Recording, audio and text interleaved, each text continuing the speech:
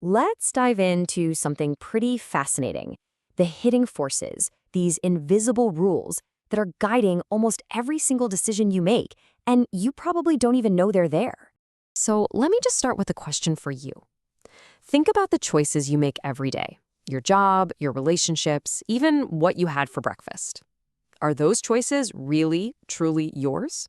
Or are you kind of following a script that was written for you a long, long time ago? Here's the core idea we're going to unpack. We all like to think our decisions are these well thought out, rational things. But the truth is, most of the time, the outcome is already decided way before you consciously get involved. It's not your logic driving the car, it's a set of invisible rules your brain is following on complete autopilot. So, what are these rules? Well, to get it, you first have to meet your brain's autopilot. See, every single decision you make costs energy, and your brain has a limited budget. So to save that precious energy, it creates these little shortcuts, defaulting to patterns it already knows. And those patterns, they become the invisible rules that quietly shape your entire life. Okay, rule number one, and this one is a biggie: default acceptance. Just think about it. When a choice is already made for you, your brain just sees it as the safe, easy path. Staying in the same job, the same city, the same routine, it just feels easier than questioning it.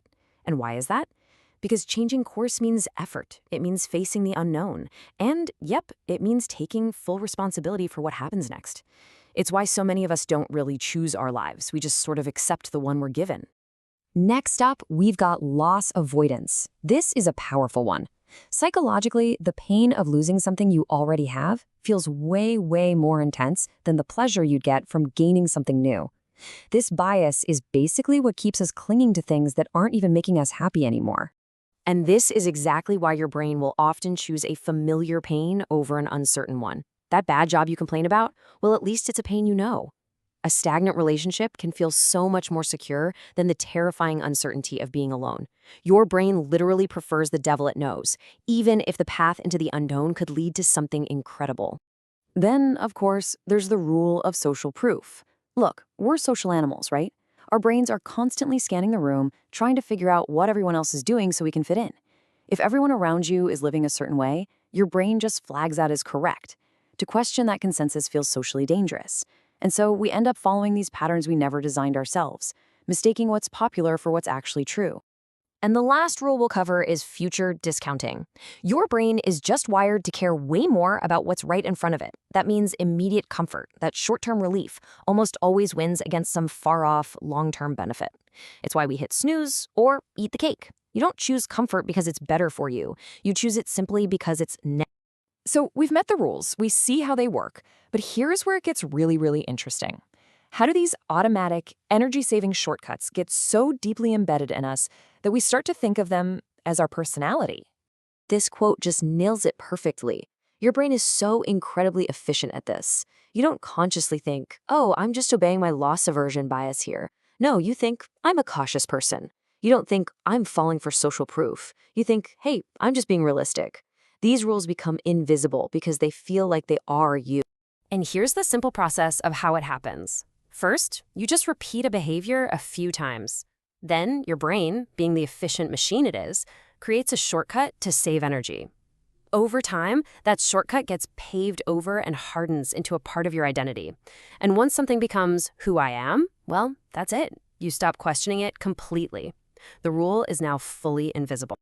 Okay, I know this might all sound a bit heavy, maybe a little daunting, but here's the really good news. Breaking free from these rules doesn't mean you have to make perfect decisions all the time. It's actually much simpler. It just requires noticing. It's all about that little shift from being on autopilot to being in a state of awareness. So this is the crucial distinction you need to make: the difference between defaulting and deciding. Defaulting is just passive acceptance. You're just going with the flow. Deciding, on the other hand, is an active choice.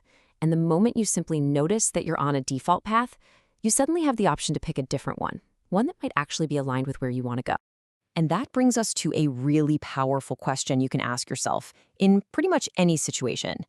Is this choice I'm about to make protecting my immediate comfort, or is it moving me in the direction I actually want to go? Sometimes just asking that question is enough to snap you right out of autopilot. All right, let's bring it all together.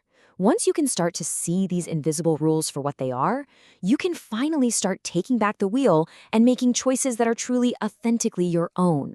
But here's the trap, and it's where most people get stuck. They try to get better inside the broken system. They work harder at the job they defaulted into. They think more and more about the relationship they're only in because of loss avoidance. But real change never comes from just pushing harder on the same old levers. It comes from redesigning the whole machine. And that right there is the ultimate takeaway from all of this. You don't need a new brain. You don't need a whole new life to get started. All you need is awareness. Because the moment you can see these rules in action, the very second you spot one, the control shifts back to you. Not because the choices get any easier, but because, for the first time, they actually become yours. So I'll just leave you with this final thought to chew on. As you go about the rest of your day today, what is just one default setting in your life that you can pause and consciously question? It could be something really small, but that's where it all starts. That's the beginning of you taking back the wheel.